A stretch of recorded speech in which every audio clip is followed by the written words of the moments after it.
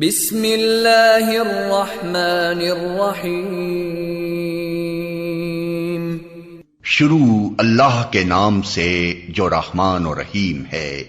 इक़रा बिस्मि रब्बिकल्लज़ी खलक़। पढ़ो ए नबी अपने रब के नाम के साथ जिसने पैदा किया। खलक़ल इंसान मिन अलक़। जमे हुए खून के एक लोथड़े से इंसान की तख्लीक की। इक़रा व रब्बुकल अकरम। पढ़ो और तुम्हारा रब बड़ा करीम है। अल्लज़ी अल्लम बिल क़लम। जिसने कलम के जरिए से इल्म सिखाया। अल्लमल इंसान मा लम यअलम। इंसान को वो इल्म दिया जिसे वो न जानता था। Assalamualaikum students, we are going to start our class with the name of Allah who is the most beneficent and merciful. This is our first video. Now first and the period is, this is class 5 and the period is social science. Okay, now first I will tell you the content of second semester final term. Okay, first see the board and check your copy and content of midterm and final term. Okay na? First, as we know that social science is divided into World Watch and Atlas. So World Watch topics are unit number 1 Karachi, unit number 3 settlement, unit number 5 our world, unit number 8 the war of independence, unit number 9 the struggle for independence. And in Atlas we have learned in midterm continent Africa, continent North America, and in final term continent South America and continent Oceania. As we know that when we are coming school in physical class we have done the unit number 1, unit number 3 and unit number 5 in midterm content and the continent Africa and continent North America. ठीक है?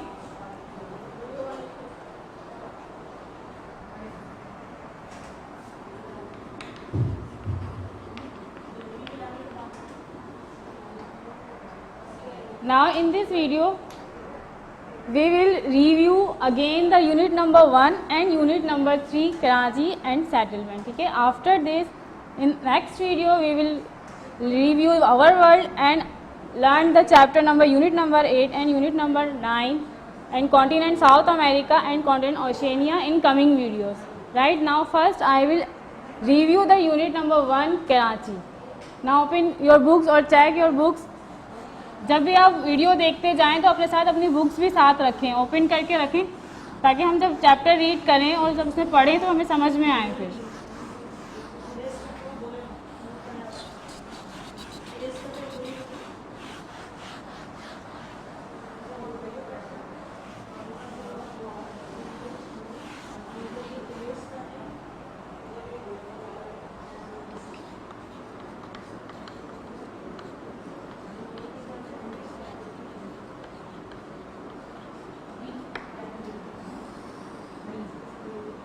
Okay, now we will review the unit number 1 Karachi. ठीक है? As we know that we live in Karachi, our city name is Karachi. तो बहुत सी ऐसी चीज़ें जो आप कराची के बारे में जानते होंगे, such as Karachi is the largest city in Pakistan. Karachi has the main seaport. Karachi has the main industries and banking center and trade center also. ठीक है? In your book on page number 2, ठीक है? Right, see in your book and page number 2 there are some main points about the Karachi. Number 1 is largest. Karachi is the largest city in Pakistan, main seaport of Pakistan, capital city of Sindh province, one of the world's largest cities, main center of banking, industry and trade in Pakistan, and was the capital of Pakistan in 1960. ठीक है? सबसे पहले जब पाकिस्तान बना था तो कराची ही पाकिस्तान का capital city था, लेकिन आफ्टर इन 1960 के बाद कराची जो है कैपिटल सिटी नहीं रहा बल्कि इस्लामाबाद को कैपिटल सिटी ऑफ पाकिस्तान बना दिया गया। ठीक है? It is also called the city of lights due to its liveliness and people who live in the Karachi as known as Karachiites. ठीक है? ये तो इसके कुछ मेन पॉइंट्स थे कराची के। तो कराची अब है कहाँ, लोकेशन कहाँ है कराची की? सब जानते हैं कि Karachi is the south of the Pakistan, जैसे नॉर्थ साउथ, ठीक है, north pole south pole and east and west होता है। इसी तरह से कराची जो है पाकिस्तान में साउथ साइड पर है। Karachi is the south of Pakistan on the coast of the Arabian sea. जब भी हम पाकिस्तान का मैप देखते हैं तो आपने देखा होगा कि अरबियन सी के साथ जो है वो कराची अटैच है। तो हम जब सी साइड्स वगैरह देखते हैं तो कराची में सबसे ज़्यादा जो फेमस कराची है वो अपने सी साइड्स की वजह से ही फेमस है कराची, ठीक है। The land in the area of mainly flat, ठीक है, जैसे ज़्यादातर एरिया जो है फ्लेट है, but there are some hills on the western and northern part of the cities. 2 rivers flow through Karachi, the river Malir and the river Lyari. आपने ये नाम भी सुने होंगे रिवर्स के, लियारी रिवर और मलीर रिवर, जैसे आप उर्दू में से कहते हैं मलीर नदी, लियारी नदी, ठीक है ना, आपने सुना होगा। जैसे फ्लूड आता है तो सबसे ज़्यादा जो पानी होता है इन रिवर्स के ज़रिए, इन रिवर्स में आ जाता है पानी जब फ्लूड आता है तो river Malir and the river Lyari are the main rivers in Karachi, ठीक है। Karachi harbour is the shelter way in the south west of the city, it is protected from storms by Sandspit beach. आपने कभी पिकनिक पे जाते हैं तो आपने सैंडस्पिट बीच का नाम भी सुना होगा, ठीक है। तो ये जो सैंडस्पिट बीच है ये south west of the city, south west side पर है सिटी के, ठीक है। इट इज़ ये जो बीच है ये हमें स्टॉर्म से क्या कर रहा है, प्रोटेक्टेड कर रहा है, महफूज कर रहा है। Monera island and oyster rocks, आपने ये भी सुना होगा कि ये भी कुछ प्लेसेस हैं जो कि कराची के अंदर वो ज़्यादा फेमस है। मनोरा आइलैंड एक आइलैंड है जो कि बिल्कुल बीच में है और उसके आसपास बिल्कुल क्या है, पानी। जब भी हम मनोरा की साइड जाना होता है तो हम किसके ज़रिए जाते हैं, शिप के ज़रिए जाते हैं। पहले किवाड़ी जाते हैं, फिर शिप में बैठते हैं, फिर हम वहाँ पे पहुँचते हैं मनोरा पे। तो मनोरा जो है ये आइलैंड है और ये कराची के अंदर क्या है, मौजूद है, ठीक है। There are dense mangrove forest and creeks in the south east in the Indus river delta. The coast of Karachi, अब आपने कुछ चीज़ें जैसे आपकी बुक में बनी हुई है, पेज नंबर 3 पे देखेंगे। The Karachi coast has low rocky cliffs and sandy beaches, sea caves and arches are common, cliffs caves are form by the erosion of the sea. Erosion हम किसे कहते हैं, इरोजन कहते हैं wearing away of the land. जैसे आपने देखा ज़मीन में से जब रेत हटती है, तेज़ हवा चलती है तो ऐसा होता है कि रेत जो है ज़मीन से हट जाती है तो वो इरोजन कहलाती है। तो उसके नतीजे में जो चीज़ बनती है वो आर्क्स कहलाती है, ठीक है। आप अपनी बुक्स में इजीली इन पिक्चर्स को देख सकते हैं। जैसे कि यहाँ पे स्टॉक दिखाया गया है पैराडाइज पॉइंट इन कराची में, पहले ये कंप्लीट था लेकिन आहिस्ता आहिस्ता ये टूट के इसकी फॉर्मेशन देखें कैसी हो गई, ये अपनी बुक में इजीली चेक कर सकते हैं, देख सकते हैं। इसकी पिक्चर भी दी गई है बुक के अंदर, ठीक है ना। पैराडाइज पॉइंट की ये पिक्चर, अगर आप गए होंगे तो आपने ये पॉइंट भी देखा होगा पिकनिक साइट्स पर, अगर आप गए होंगे सी साइड्स पे, ठीक है। अच्छा, अब है क्लाइमेट ऑफ कराची। कराची का क्लाइमेट कैसा है सब जानते हैं। क्लाइमेट ऑफ कराची मोस्टली जो है वेदर जो है हॉट होता है, हॉट सीज़न होता है, समर सीज़न ज़्यादा होता है, विंटर सीज़न कम होता है एंड मानसून सीज़न भी बहुत ज़्यादा कम होता है, ठीक है। कौन से मंथ में होता है मानसून सीज़न, उसको आप अंडरलाइन कर लेंगे बुक में। Monsoon season from July to August, winter season November to February and the summer season April to August, ठीक है ना। ये जो सारे सीजन हैं ये आपके पास बुक में है पेज नंबर 5 पे, इसको भी आप अंडरलाइन करेंगे। क्लाइमेट में Karachi has a fairly mild climate, Karachi का जो क्लाइमेट है वो मिल्ड क्लाइमेट है, ठीक है ना। ज़्यादा ड्राई है ना ज़्यादा ह्यूमिडिटी होती है, यहाँ पे नॉर्मल क्लाइमेट होता है, राइट। जो कराची जो फेमस है वो अपने पोर्ट की वजह से फेमस है, द पोर्ट ऑफ कराची। जैसे मैंने अभी आपको बताया कि कराची के अंदर सबसे ज़्यादा ट्रेडिंग होती है, तिजारत जो होती है सबसे ज़्यादा वो कराची में ही होती है। वो क्यों होती है कि कराची में क्या मौजूद है, पोर्ट मौजूद है, सी पोर्ट्स जो हैं वो कराची में मौजूद है सबसे ज़्यादा। The port of Karachi is Pakistan largest and busiest sea port, ठीक है ना। तो कराची का जो पोर्ट है वो सबसे ज़्यादा लार्जेस्ट और बिजिएस्ट सी पोर्ट है। The port is in deep natural harbour, it has a long shelter channel for ships to move softly into the port. Many of Pakistan's import and exports are handled by the port. Imports are goods and services that are bought from other countries. Exports are goods and services that are sold to other countries. Import और export जितनी भी होती है वो किसके ज़रिए होती है, पोर्ट्स के ज़रिए होती है। कराची में जैसे आपको मालूम है कि कराची में सी पोर्ट्स वगैरह जो हैं वो ज़्यादा मतलब फेमस ही कराची सी पोर्ट की वजह से, और ज़्यादा ट्रेडिंग जो होती है वो पोर्ट के ज़रिए होती है। एक्सपोर्ट एंड इम्पोर्ट जो होता है वो ट्रेड पोर्ट्स के ज़रिए होता है। तो इंपोर्ट किसे कहते हैं और एक्सपोर्ट हम किसे कहते हैं, ठीक है। इंपोर्ट का मतलब है कि दूसरे कंट्रीज से सामान अगर लाया जाएगा तो वो हम क्या कहलाएगा, उसको हम इंपोर्ट कहेंगे, ठीक है ना। अगर हमने ख़रीदा है to buy goods from other countries, अगर हमने किसी दूसरे कंट्रीज से सामान ख़रीदा है तो हमने उसको क्या नाम दिया, इंपोर्ट का, ठीक है। To buy goods from other countries it's called import. इसको आप ध्यान में रखिएगा कि what is imports and what is exports, ठीक है। इंपोर्ट और एक्सपोर्ट का मतलब क्या है, buy goods from other countries and sell goods from other countries. ये एमसीक्यूज में भी आपके पास आ सकता है कि इंपोर्ट्स किसे कहते हैं और एक्सपोर्ट किसे कहते हैं।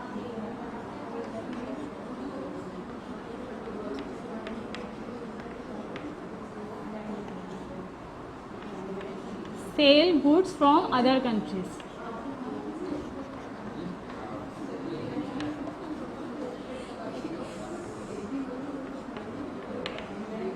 ठीक है, अब यहाँ पे एक वर्ड यूज हुआ है गुड्स। What are goods? तो ये गुड्स क्या चीज़ है, हम गुड्स किसे कहते हैं? What are goods?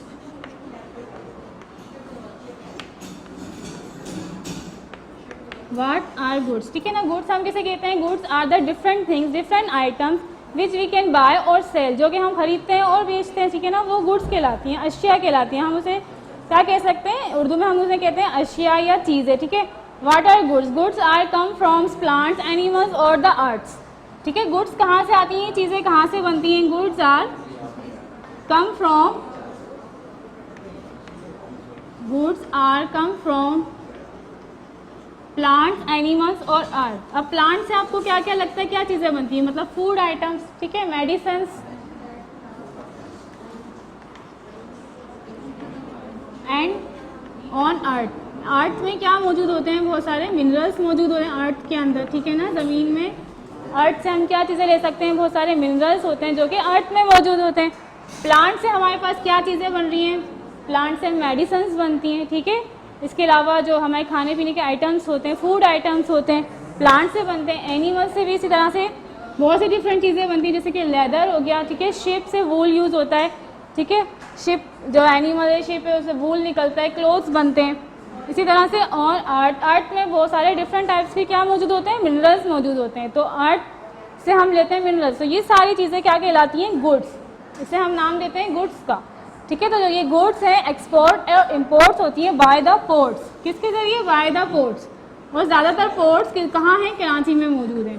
कराची में मेन पोर्ट है, क्योंकि एक आपने सुना होगा गवादर बीच का, वो बलूचिस्तान की साइड पर है, और एक है कराची पोर्ट, तो ये कराची में मौजूद है, ठीक है ना। केमाड़ी साइड अगर आप गए होंगे तो वहाँ पे आपने देखा भी होगा, वो पोर्ट वहाँ पे मौजूद है, ठीक है। जैसे आपने अपनी बुक में ये पिक्चर भी देखी है, ये जो एक पिक्चर दिखाई है कराची के पोर्ट की दिखाई है, ठीक है। तो यहाँ पे दो पोर्ट हैं, गवादर जो है बिल्कुल किनारे पे लगता है और बलूचिस्तान से जुड़ जाता है, और एक पोर्ट और है ये कराची के साथ ही। कराची में जो है यहाँ पे क्या होता है, सामान लाया, एक्सपोर्ट और इम्पोर्ट किया जाता है, ठीक है, या गुड्स को हम एक्सपोर्ट और इम्पोर्ट करते हैं। कौन सी कंट्रीज़ में एक्सपोर्ट करते हैं और कौन से कंट्रीज़ में इंपोर्ट करते हैं?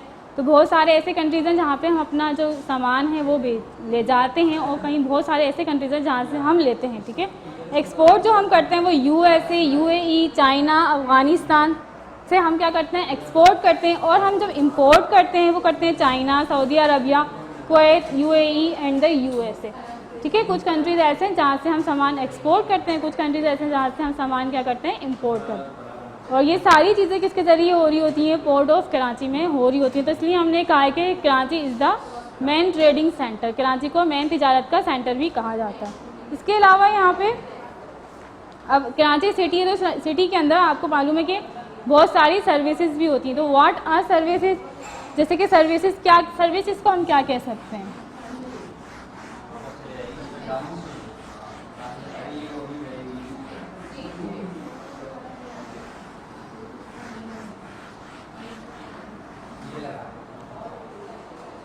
व्हाट आर सर्विसेज, ठीक है।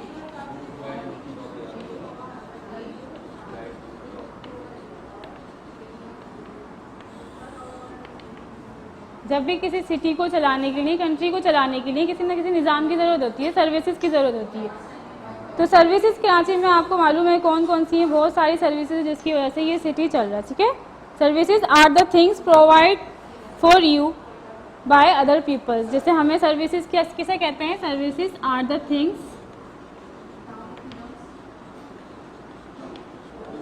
Services are the things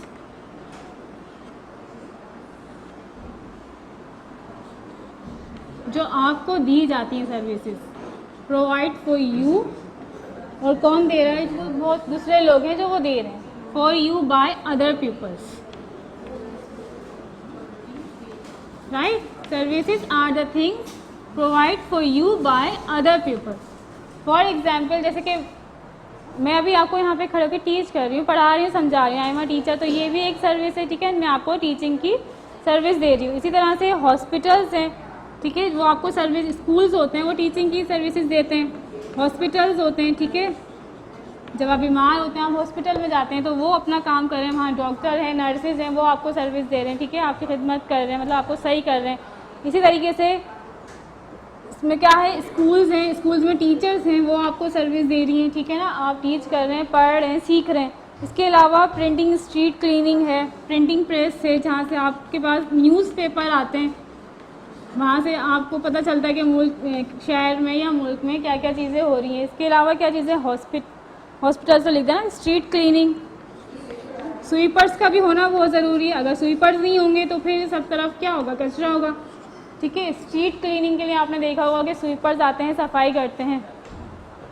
road building, ठीक है, इसके अलावा रोड बिल्डिंग्स होते हैं, कंस्ट्रक्शंस का काम होता है जिसके ज़रिए बिल्डिंग्स बनती हैं, कंस्ट्रक्शन वर्क होता है, तो ये सारी सर्विसेज आपको प्रोवाइड की जाती हैं। और कुछ लोग, जो लोग होते हैं, वो इन सर्विसेज को क्या कर रहे हैं, प्रोवाइड कर रहे हैं, तो हम इसे कह रहे हैं सर्विसेज, ठीक है।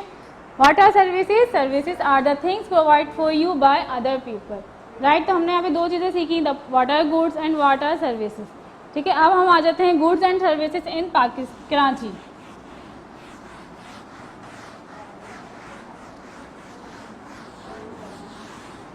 तो कराची में गुड्स एंड सर्विसेज कौन कौन सी हैं, ठीक है। ऐसे आप, हमें जैसे मालूम है कि Karachi is a modern and fast growing city, ठीक है ना, सारी सहूलतें हैं, फैसिलिटीज़ हैं, वो आपके पास मौजूद हैं, कराची में मौजूद है सारी सहूलतें, फैसिलिटीज़।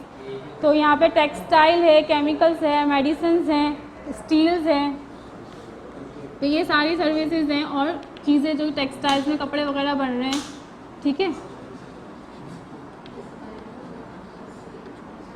ये goods and services of Karachi है, ठीक है।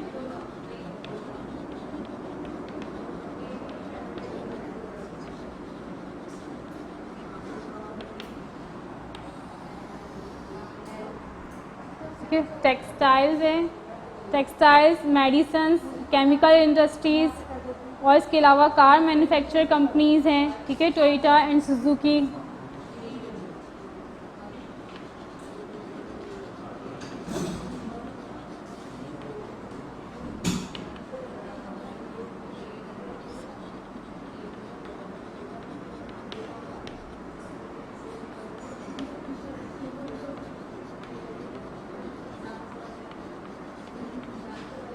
राइट, इसके अलावा और क्या चीज़ें इन द सिटी, जैसे कि आपको मालूम है बसेस भी बनती हैं। कौन कौन सी बसेस हैं जो यहाँ पे, जिनके वो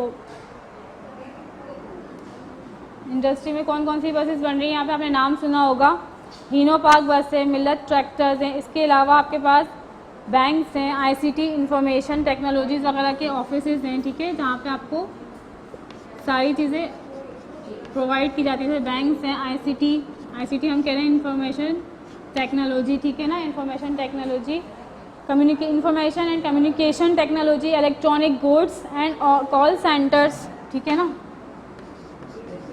ये सारी सर्विसेज एंड गुड्स में शामिल हैं। Call centre, right. इसके अलावा क्या है, इंटरनेशनल जिना एयरपोर्ट, ठीक है, सबसे ज़्यादा बिजिएस्ट एयरपोर्ट है पाकिस्तान का, वो है इंटरनेशनल जिना इंटरनेशनल एयरपोर्ट, तो आपने नाम सुना होगा, ये सबसे ज़्यादा बिजिएस्ट एयरपोर्ट है पाकिस्तान में। और कहाँ है ये, कराची में, जिना इंटरनेशनल एयरपोर्ट।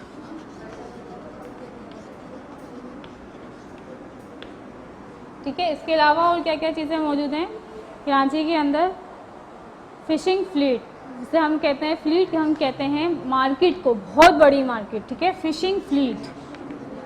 सबसे जो मेन चीज़ है वो क्या, मेन एक्सपोर्ट जो हो रही है यहाँ पे वो हो रही है फ़िशिंग फ्लीट, क्योंकि कराची जो है समंदर के किनारे वाक़ है, तो यहाँ पे मछलियाँ जो हैं बहुत ज़्यादा तादाद में मौजूद हैं, तो हम कहते हैं फ़िशिंग फ्लीट। फ्लीट कहते हैं मार्केट, बहुत बड़ी मार्केट, मछलियों की बहुत बड़ी मार्केट जो है वो कराची में मौजूद है। यहाँ से पूरे पाकिस्तान में जो फ़िशेज़ हैं वो सप्लाई की जाती हैं, ठीक है। अब जैसे जितना बड़ा शहर होता है उसकी उतनी ही ज़्यादा प्रॉब्लम्स होती हैं, big city big more problem, जितना बड़ा शहर होगा उतनी ज़्यादा प्रॉब्लम्स होंगी। तो हम जब कराची में रहते हैं तो प्रॉब्लम्स का तो हमें अच्छे तरीके से मालूम है, हम कौन कौन सी प्रॉब्लम्स को आजकल फेस कर रहे हैं कराची में रहते हुए। तो जो नेक्स्ट हमारा इसके अंदर टॉपिक था वो था बिग सिटी प्रॉब्लम्स।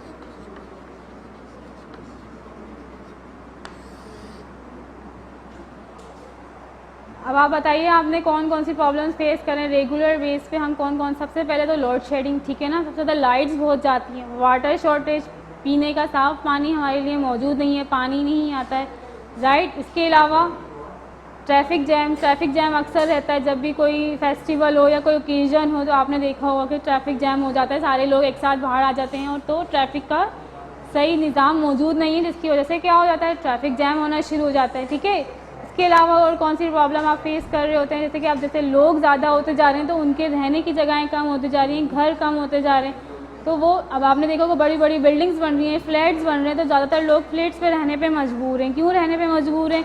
क्योंकि उनको ज़मीन नहीं मिल रही है रहने के लिए। अगर ज़मीन है तो वो एक्सपेंसिव है, वो अफोर्ड नहीं कर पाते क्योंकि जॉब्स नहीं है, ठीक है। इसके अलावा और कौन सी प्रॉब्लम्स है? पॉल्यूशन। सब मेन प्रॉब्लम जो है वो पॉल्यूशन है, जैसे नॉइज़ पॉल्यूशन है, एयर पॉल्यूशन है, वाटर पॉल्यूशन है, तो ये सारी बिग सिटी प्रॉब्लम्स हैं।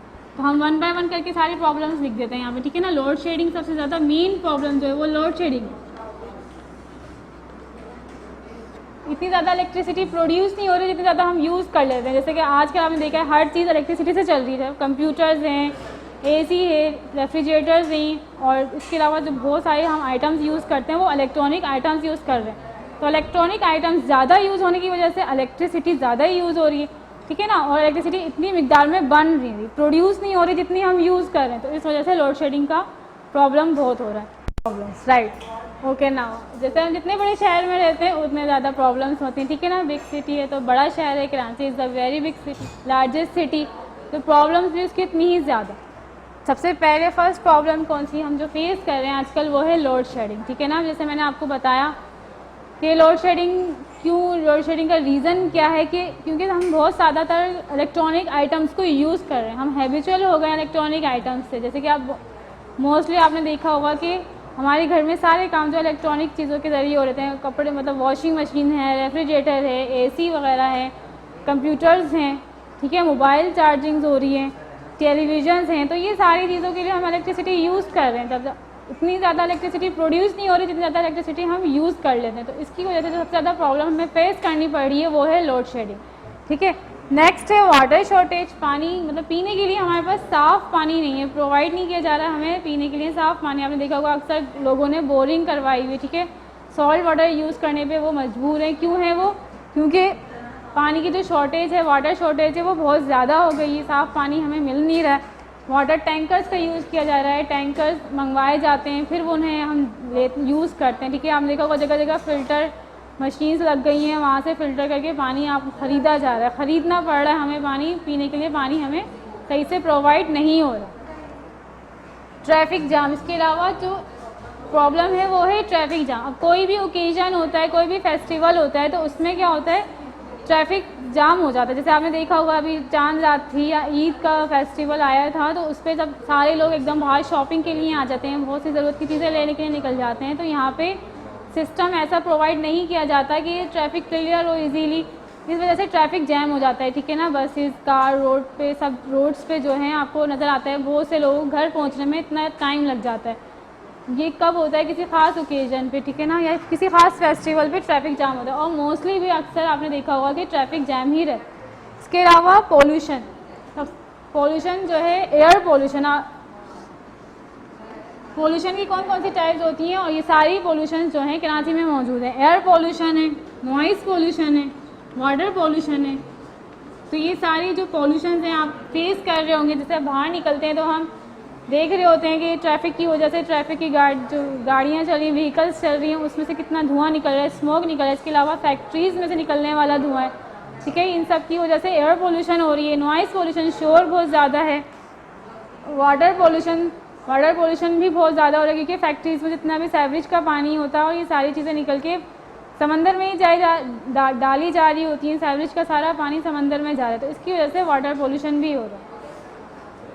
तो मेन रीज़न क्या है वाटर पोल्यूशन का? ये है कि factories are the main source of water pollution in the city, ठीक है। फैक्ट्रीज़ में से जो निकलने वाला सीवरेज का वाटर होता है, पानी होता है, वो सारे का सारा समंदर में डाल दिया जाता है, बहा दिया जाता है, तो इसकी वजह से वाटर पोल्यूशन हो जाती है। इसके अलावा और कौन कौन सी पोल्यूशंस आप फेस कर रहे हैं वो आपको अगर कुछ याद आ जाए तो उसको भी आप अपने पास एक्सरसाइज में कर सकते हैं। इसमें एक्सरसाइज है पेज नंबर 10 पे, make a list of some of the problems Karachi has, ठीक है। Choose one of the problems from your list and write down 2 ideas you have for trying to solve this problem.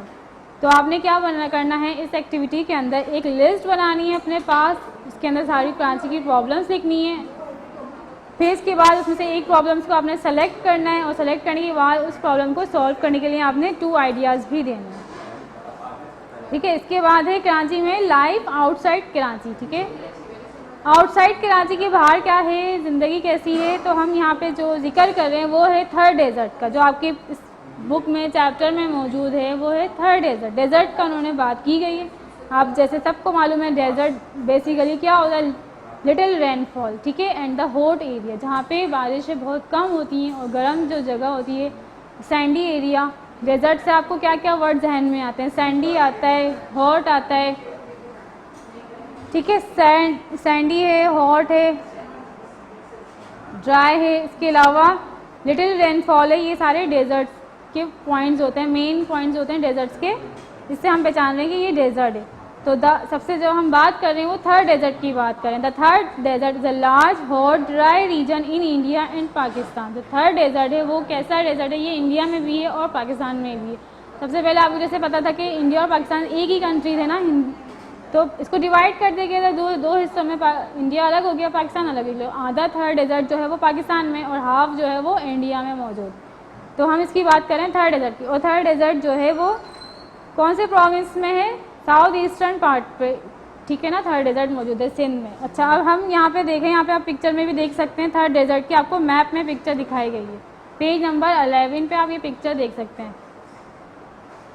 ठीक है। ये देखें यहाँ पे आपको नज़र आ रहा होगा, ये थर्ड डेजर्ट आपने, ठीक है ना, अपनी बुक में इजीली थर्ड डेजर्ट देख सकते हैं। इसके आसपास शहर भी देख सकते हैं। ये सिंध में किस जगह पे मौजूद है, मीरपुर खास और सांगढ़ के करीब है ये, ठीक है ना, मीरपुर खास और सांगढ़, खैरपुर, सक्खर, ये बहुत ज़्यादा एरिया है। थर्ड डेजर्ट बहुत बड़ा डेजर्ट है। ये आप देखें पूरे सिंध में थर्ड डेजर्ट ही फैला हुआ है, ठीक है ना। और उसके आसपास कौन से शहर हैं, मीरपुर खास है, सांगढ़ है, खैरपुर है एंड सक्खर है। ये आप देख लें यहाँ पे, ये जो है डेजर्ट के पास जो है सिटीज़ है। और एक सिटी जो है, शहर जो है मिट्टी जो नाम है वो एक थर्ड डेजर्ट के अंदर एक टाउन, ये शहर का नाम है मिट्टी, ठीक है। तो यहाँ थर्ड डेजर्ट की लाइफ कैसी होगी, थर्ड डेजर्ट में क्या होता होगा, कैसे लोग रहते होंगे, कि वहाँ पे बारिशें तो बिल्कुल भी नहीं होती हैं, तो उनको मजबूरन क्या करना पड़ता है, पानी जो है स्टोर करना पड़ता है, जमा करना पड़ता है। वो क्या करते हैं, एक जौहर टाइप, जैसे कि आपने देखो ये यहाँ पे आप पिक्चर में देख लें, जब वहाँ बारिशें नहीं होती तो हम तो यहाँ पूल्स वगैरह हैं, लेक्स वगैरह होती हैं, तो वहाँ तो लेक्स वगैरह कुछ भी नहीं है। तो यहाँ पे ये जौहर इस तरह से बना लेते हैं, दीवारें वगैरह खींच के, बाउंड्री वगैरह बना के, ताकि यहाँ पे वो बारिश का पानी क्या कर सकें, स्टोर कर सकें। जब बारिशें नहीं हो तो यहाँ से ये पानी को यूज़ कर सकें, ठीक है। इसके अलावा यहाँ पे क्या होता है, क्रॉप्स ग्रोइंग होती हैं। वो कौन कौन सी क्रॉप्स हैं, the main crops are bajra, chilies, pulses, jowar, maize, sesame and ground nuts, ठीक है। और मेन एनिमल्स यहाँ पे थर्ड डेजर्ट में कौन से, cows, buffaloes, sheep, goats, camels and ox. तो ये सारे एनिमल्स और प्लांट्स जो होते हैं यहाँ पे क्या होते हैं, पाए जाते हैं थर्ड डेजर्ट में। थर्ड डेजर्ट के हाउसेस कैसे होते हैं, घर कैसे होते हैं और रोड्स कैसे होते हैं, इसके भी डिफरेंशिएट आपको कर दिया गया है पिक्चर के ज़रिए, पेज नंबर 12 पे आप देख सकते हैं easily. A house in Karachi and a house in third desert, ठीक है। इसके अलावा road in Karachi and road in third desert आपको क्लियर नज़र आ रहे होंगे, यहाँ पे क्लियर नज़र आ रहे होंगे आपको यहाँ पे पिक्चर के अंदर, ठीक है ना, कि कैसे घर बने हुए हैं कराची में और थर्ड डेजर्ट में कैसे घर बने हुए हैं, और रोड्स कैसे हैं कराची में और थर्ड डेजर्ट में रोड्स कैसे बने हुए हैं। अब हम क्या कर रहे हैं, did you know that the third desert is the most densely populated desert in the world. मतलब थर्ड डेजर्ट एक ऐसा डेजर्ट है जहाँ पे सबसे ज़्यादा आबादी पाई जाती है, ठीक है। ज़्यादातर डेजर्ट्स में लोग नहीं रहते हैं, लेकिन यहाँ भी उन्होंने बताया गया है कि थर्ड डेजर्ट में ज़्यादातर लोग रहते हैं, ठीक है। पॉपुलेशन जो है वो थर्ड डेजर्ट की ज़्यादा है बाकी डेजर्ट्स के मुकाबले में। अच्छा, इसके बाद यहाँ पे आपका कराची सिटी जो है वो कंप्लीट हो गया, ठीक है। हमने यहाँ पे चैप्टर नंबर 1 यूनिट नंबर 1 का बिल्कुल रिव्यू कर लिया। ये हमने मिड टर्म में भी किया था जब आप आ रहे थे फिजिकल क्लासेस में, इसकी एक्सरसाइज थी, एक्टिविटीज़ थी जो हमने की थी। अब हम जो नेक्स्ट रिव्यू करेंगे वो है यूनिट नंबर 3 सेटलमेंट का, ठीक है। इसके बाद मैं आपको असेसमेंट दूंगी। Now come unit number 3 settlements.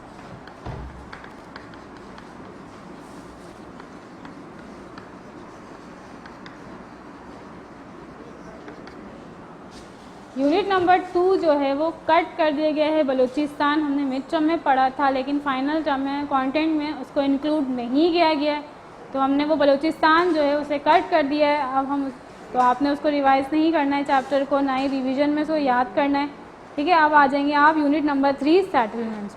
तो व्हाट इज सेटलमेंट? सेटलमेंट्स है क्या? A settlement is the place where we live. Settlement एक ऐसी जगह है जहाँ पे हम रहते हैं, ठीक है। जैसे हम कहते हैं ना कि हम सेटल हो गए। सेटल होना मतलब रहना, कयाम करना। तो what is settlement? Settlement is a place where we live.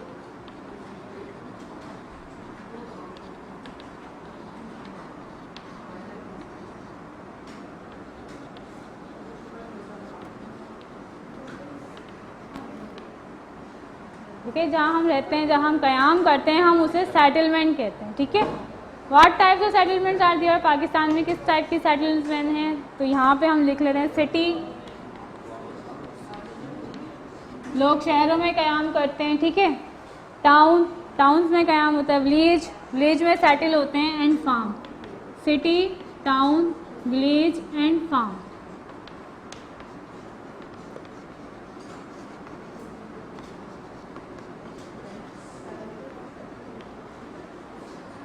तो सिटी किसे कहा जाता है? सिटी कहा जा रहा है जहाँ पे मोर देन 100,000 पीपल हो, ठीक है, उसे हम कहते हैं सिटी।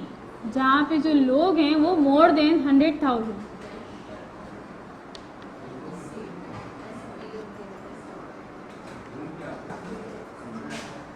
टाउन किसे कहते हैं? मोर देन 5,000 पीपल, ठीक है।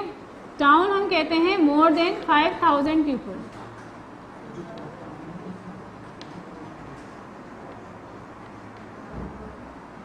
विलेज हम कहते हैं फ्यूअर देन 5,000 पीपल, जहाँ पे 5,000 से कम लोग रहते हो तो वो कहलाता है विलेज।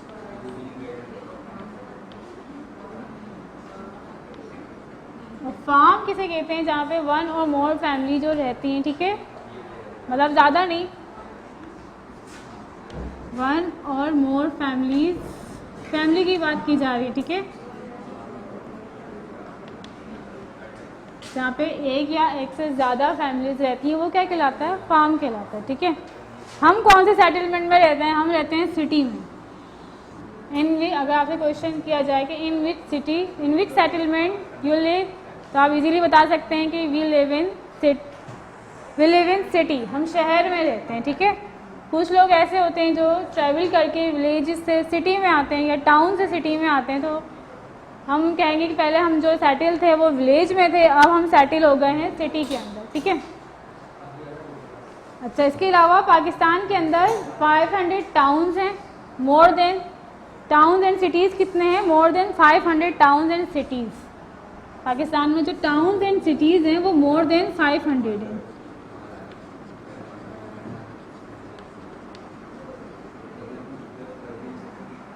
विलेजेस, विलेजेस कितने हैं पाकिस्तान में? 50,000।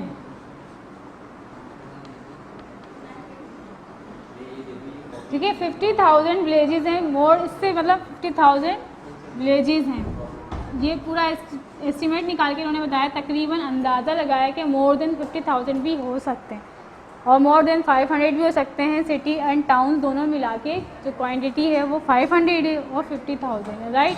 तो यहाँ पे आपको सेटलमेंट समझ आ गए भी। अब सेटलमेंट, हम किसी भी जगह पे सेटल ही क्यों होते हैं, मतलब हमें क्या सोच के सेटल होते हैं कि हमें यहाँ सेटल होना है, यहाँ पे हमें रहना है, यहाँ पे हमें घर लेना है, तो हम उसके लिए क्या बातें सोचते हैं, वो कौन से मेन पॉइंट्स होते हैं जिन्हें हमें सोचना पड़ता है कि हमें यहाँ पे सेटल होना है, तो ये ईजी रहेगा हमारे लिए। तो सेटल होने के लिए जो सबसे मेन पॉइंट है वो है फ्रेश वाटर। जब भी आप कहीं घर लेते हैं या कहीं जाके रहना शुरू करते हैं तो सबसे पहले आप सोचते हैं कि यहाँ पे आपको फ्रेश वाटर प्रोवाइड किया जा रहा है या नहीं किया जा रहा, सही है। तो सबसे पहला जो पॉइंट होता है सेटलमेंट होने के लिए वो है फ्रेश वाटर। फ्रेश वाटर का होना बहुत ज़रूरी है। इसके बाद नंबर 2 पॉइंट आप देखते हैं गुड सॉइल, ठीक है। जैसे फार्मर्स अगर होंगे तो वो सोचेंगे कि हम ऐसी जगह पे रहें जहाँ पे हमारे क्रॉप्स जो हैं वो इजीली ग्रो हो सके। तो वहाँ की मिट्टी अच्छी होनी चाहिए, गुड सॉइल होना चाहिए और फ्रेश वाटर होना चाहिए। इसके अलावा ऐसी जगह होनी चाहिए जहाँ पे प्रोटेक्शन हो सके एनिमीज से, या एनिमल जो वाइल्ड एनिमल्स होते हैं उनसे प्रोटेक्शन हो सके, प्रोटेक्शन फ्रॉम एनिमीज। ठीक है,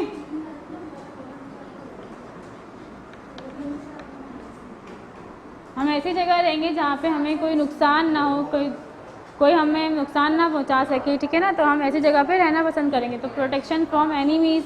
इसके अलावा फॉरेस्ट, कुछ लोग ऐसे होते हैं जो फॉरेस्ट के करीब रहना पसंद करते हैं। जब पास्ट में पुराने ज़माने में क्या होता था, लकड़ियों की ज़रूरत पड़ती थी, मतलब घर में काम करें, चूल्हा वगैरह जलाने के लिए, स्टफ़ के लिए, चूल्हे तो थे ही नहीं, तो लकड़ियाँ जलाते थे, खाना वाना पकाते थे। वो चाहते थे कि वो फॉरेस्ट के करीब रहें ताकि वहाँ से वुड कटिंग ईजीली कर सकें, वुड उनको ईजीली मिल सके। तो वो वहाँ पे पहले लोग फॉरेस्ट के करीब भी रहना पसंद करते थे। ठीक है, इसके बाद है ट्रेड। Number 5 trade. जैसे कि आपको पता है कराची में जो है, कराची जो है मेन ट्रेडिंग सेंटर है। बहुत सारे लोग कराची में रहते हैं क्योंकि यहाँ पे जॉब्स की बहुत सारी सहूलतें, ट्रेडिंग इजीली होती है, पोर्ट्स करीब हैं, तो इसलिए लोग कराची में रहना पसंद करते हैं क्योंकि यहाँ पे ट्रेड हो सकती है आसानी से। इसके बाद है माइनिंग। माइनिंग क्या होती है, मतलब एक जगह से किसी भी पहाड़ है, चट्टान है या ज़मीन है, वहाँ से मिनरल्स को खोद के निकालना क्या कहलाता है, माइनिंग कहलाता है। इससे कोयला जो है वो पहाड़ों में से निकाला जाता है। ठीक है, उसके नमक है, कोयला है, इसके अलावा कॉपर है, जिंक है, फ्लोराइड है, ये सारे जो केमिकल्स हैं, ये मिनरल्स हैं, ये सारे कहाँ से निकाले जाते हैं, पहाड़ों में से, ज़मीन में से, अंडरग्राउंड खोद के निकाले जाते हैं। ठीक है ना, तो लोग ऐसी जगहों पे भी रहते हैं जहाँ कि वो उनको इजीली वहाँ पे करीब अपने काम पे जा सके।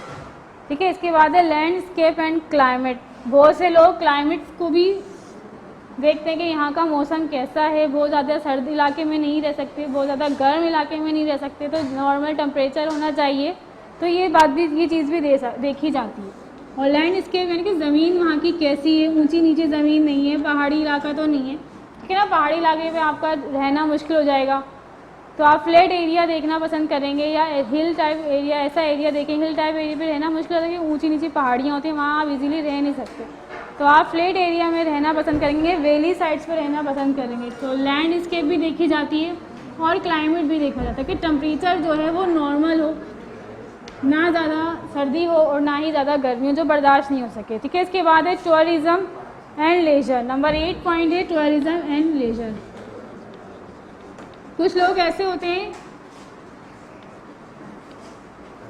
जिनका प्रोफेशन होता है, जो टूरिस्ट होते हैं, तो वो जगह जगह घूमते हैं, जाते हैं, तो उनके लिए उनको सहूलतें प्रोवाइड करने के लिए भी होटल्स वगैरह की ज़रूरत होती है, फूड की ज़रूरत होती है। तो कुछ लोग ऐसे जैसे वहाँ पे भी रहते हैं, टूरिज़्म जिनका काम होता है, और लेजर जो फारिग औकात में जो घूमते फिरते हैं लोग, ताकि उनको हम जाते हैं, जैसे पाकिस्तान टूर पे हम जाते हैं तो हम होटल में स्टे करते हैं, या हमें वहाँ पे फूड जो प्रोवाइड किया जाता है वो हमें कौन दे रहा है, तो वहाँ के जो रहने वाले लोग होते हैं वही हमें ये सब चीज़ें प्रोवाइड कर रहे होते हैं। ठीक है, क्योंकि उनका प्रोफेशन, वो शुरू से वहाँ रह रहे हैं तो उनका वो प्रोफेशन है, तो इस तरह से भी लोग यहाँ पे भी रहते हैं। ठीक है, ठीक है। Number 7 point landscape and climate. Number 8 point tourism and laser.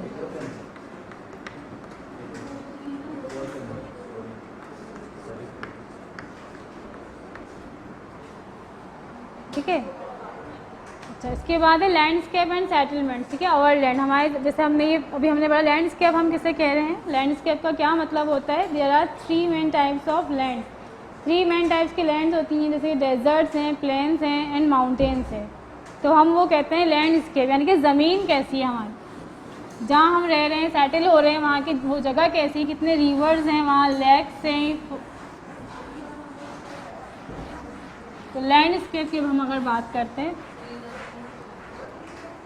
Landscape and settlements our land. ठीक है,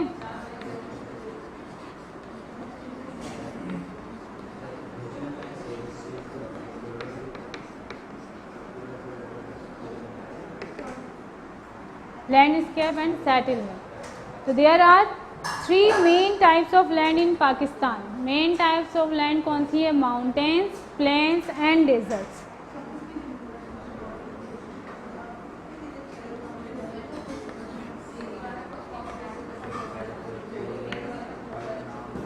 माउंटेन्स हैं, ठीक है, प्लेन्स हैं एंड डेजर्ट्स हैं। तो ये लैंड थी। इसके अलावा रिवर्स, ठीक है। माउंटेन सबको पता है क्या होते हैं। Mountain regions are areas of high land, ठीक है। पाकिस्तान है some of the highest mountain range in the world including the Himalayas, the Karakoram and the Hindu Kush range. तो माउंटेन रेंज हमारे पास कौन कौन सी है?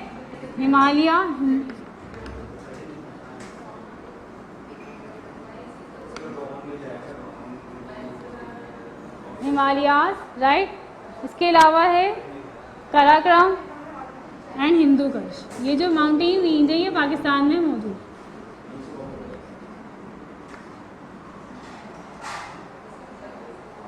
इसके अलावा हम ये यहाँ पे मैप भी इजीली देख सकते हैं, पेज नंबर 31 पे, ठीक है। यह पाकिस्तान का मैप है, इसमें आपको इजीली क्लियर माउंटेन रेंज नज़र आ रहे हैं। माउंटेन रेंज को शो किससे किया गया है? माउंटेन रेंज को एरो से शो किया गया है।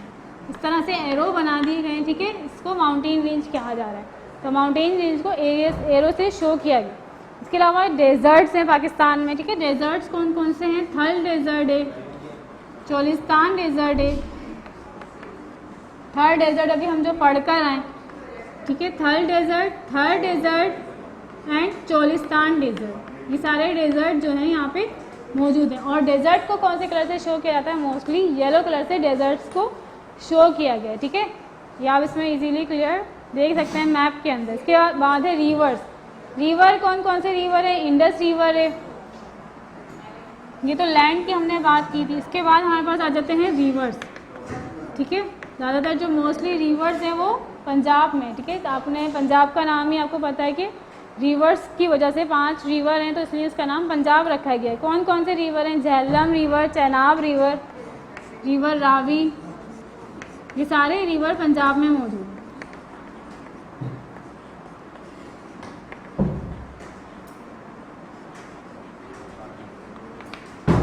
ठीक है, झेलम, रिवर रावी, चेनाब,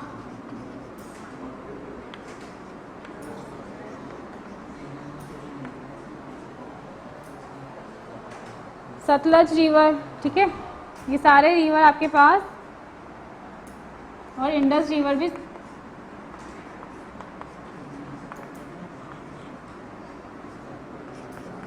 पाकिस्तान में ये 5 रिवर्स हैं। कौन कौन से रिवर्स के नाम आप याद रखिए। कौन कौन से रिवर्स हैं? Jhelum river, river Ravi, Chenab river, Sutlej river and Indus river, right.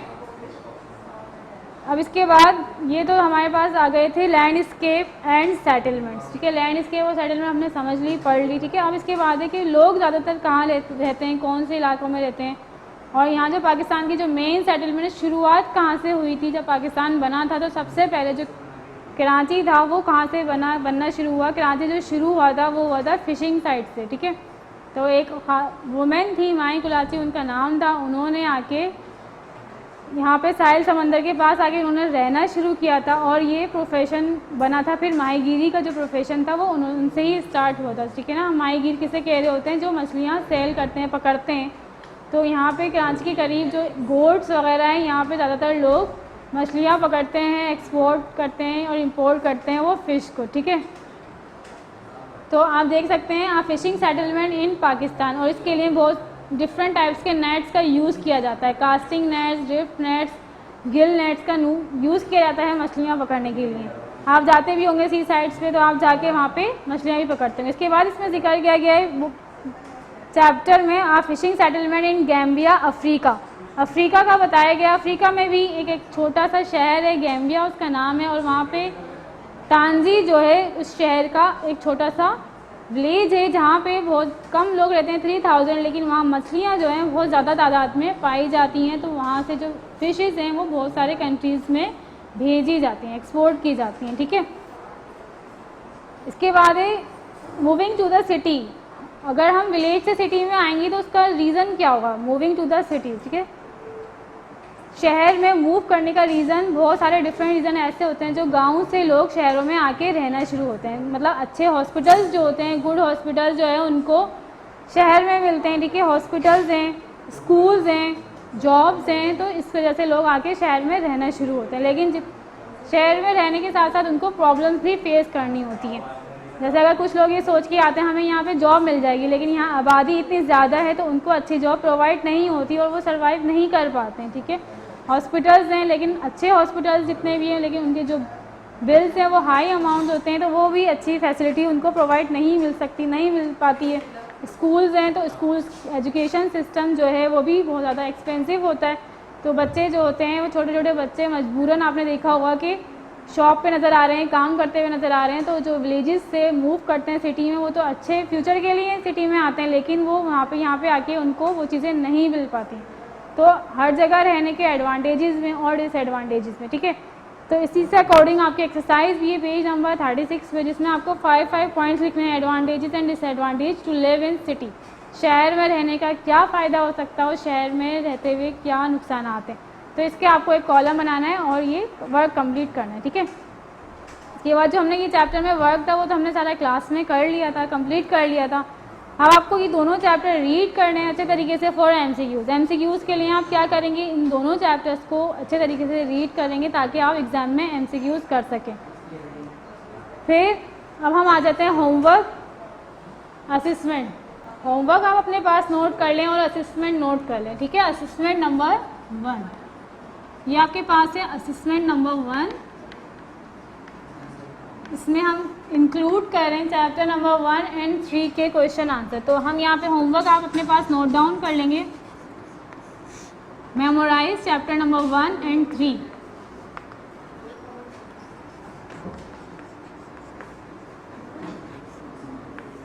ठीक है, दोनों चैप्टर आपने मेमोराइज करने हैं। इसके बाद आपने असेसमेंट को सॉल्व करना है। असेसमेंट के अंदर आप क्वेश्चंस जो हैं यहाँ से नोट कर लीजिए कौन कौन से क्वेश्चंस हैं।